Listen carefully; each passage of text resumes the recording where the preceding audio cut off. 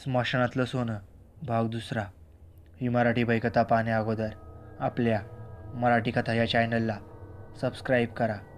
तसेच बेल आयकॉनवर सुद्धा क्लिक करा, म्हणजे तुम्हाला पुढल्या व्हिडिओचं नोटिफिकेशन मिळेल. जर तुम्ही या भयकथेचा पहिला पार्ट पाहिलेला नसाल तर तो पार्ट आधी पाहून घ्या. त्याची लिंक डिस्क्रिप्शनमध्ये दिलेली आहे. तर आम्ही सर्व मित्र त्या पेटीत असलेल्या रमाकांतच्या अंगावरून सोनं बाहेर काढण्यासाठी तयार झालो होतो. पण तरीही माझे मन असं करायला खटकतच होते. आपल्याला काय होणार तर नाही ना, असा विचार पण माझ्या मनात अधूनमधून येत होता. आम्ही सगळी तयारी केली.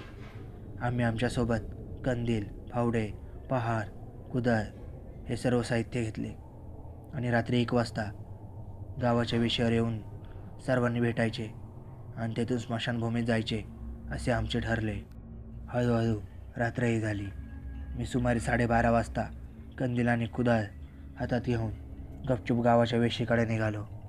माझ्या मनात खूप भीती होती, पण त्या सोन्याच्या लोभापुढे माझ्या मनात दुसरे काहीच विचार नव्हते. मी गावाच्या वेशीपाशी पोहोचलो. तिथे रमेश आणि दत्ता आधीच उभे होते. मग आम्ही विलास आणि शंकरची वाट पाहू लागलो. सर्वत्र खूप अंधार झाला होता. वारा शांत होता. गावातून कुत्र्यांचा आवाज फक्त येत होता. थोड्या वेळाने शंकर आणि विलासही तिथे पोचले. सुमारे रात्रीचे 1:30 वाजले असतील. मग आम्ही स्मशानभूमीकडे निघालो. आमच्या पावलांच्या खेरीज दुसरा कोणताच आवाज तिथे येत नव्हता. आम्ही पावले टाकत टाकत पुढे चाललो होतो. स्मशानभूमीसुद्धा जवळ आली होती. हळूहळू आमच्या मनात भीती वाढत होती. अखेर आम्ही त्या स्मशानभूमीजवळच पोचलो. आम्ही जिथे रमाकांतला पुरलेला होता ती जागा आम्ही शोधू लागलो. रमेशने आम्हाला आवाज दिला आणि म्हणाला, हीच ती जागा आहे, खोदा इथे. आमच्या सर्वांच्या मनात खूप भीतीसुद्धा होती, पण लोभापुढे आम्ही दुसरा विचार करत नव्हतो. जसे आम्ही पहिले फावडे मारले तेवढ्यातच वारा जोरात वाहू लागला. झाडांची वाळलेले पाने, धूळ हवेत उडू लागली होती. आमचे कंदीलही विझू लागले होते. तिथे हा सर्व विचित्रच प्रकार घडत होता. पण तरीही आम्ही त्याच्याकडे दुर्लक्ष केले. आम्ही फावड्यावर फावडे मारत राहिलो. अखेर आमचे फावडे त्या पेटीला आदळले. आम्ही खूप खुश झालो. पण पुढे आमच्याबरोबर जे पण होणार होते त्याचा आम्हाला अंदाज नव्हता. त्या पेटीला कुलूप होते. शंकरने त्या पेटीचे कुलूप पहारीने तोडले आणि त्या पेटीचा दरवाजा उघडला. उघडत्याच क्षणी माझ्या अंगावरती काटा आला. रमाकांतचा तो देह पाहून सर्वच जण घाबरले होते. रमाकांतचा तो चेहरा पाहून माझ्या मनात वेगळेच भीतीचे वातावरण तयार झाले होते. पण आम्ही त्याच्या शरीरावरचे सोने पाहून थक्क झालो होतो. आम्ही त्याच्या अंगावरचे सोने काढू लागलो.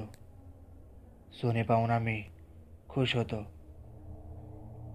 सगळे सोने काढून झाल्यावर आम्ही ते एका लाल फडक्यात गुंडाळून ठेवून दिले आणि तेवढ्यात माझी नजर रमाकांतच्या चेहऱ्यावर गेली आणि मी डचकलोच, कारण रमाकांतचे डोळे उघडे होते.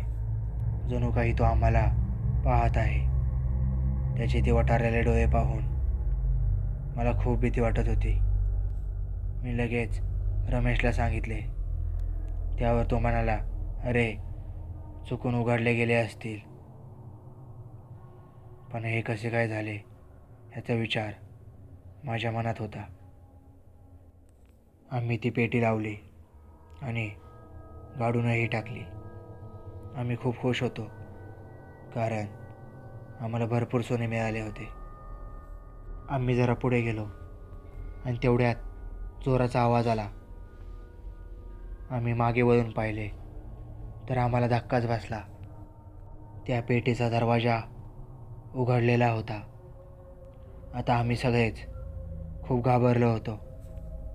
कुणाला काही सुचत नव्हते. त्या पेटीचा दरवाजा उघडलाच कसं काय याचा विचार आमच्या मनात येऊ लागला. आम्ही घाबरत घाबरत त्या पेटीच्या दिशेने निघालो. आम्ही खूप घाबरलेलो होतो आणि आम्ही त्या पेटीच्या जवळ गेलो आणि जे पाहिले ते पाहून आम्हाला धक्काच बसला. आम्ही जोरात ओरडलो. आम्हाला घाम फुटला होता. आमचे शरीर थरथर कापू लागले होते. हृदयाचे ठोकेही वाढले होते. स्मशानातलं सोनं या भयकथेचा दुसरा भाग संपलेला आहे. तिसरा भागसुद्धा लवकरच येईल. जर तुम्हाला हा भाग आवडलेला असेल तर लाईक करा, शेअर करा आणि आपल्या मराठी कथा या चॅनलला सबस्क्राईब करायला विसरू नका. भेटूया पुढील भागात. धन्यवाद.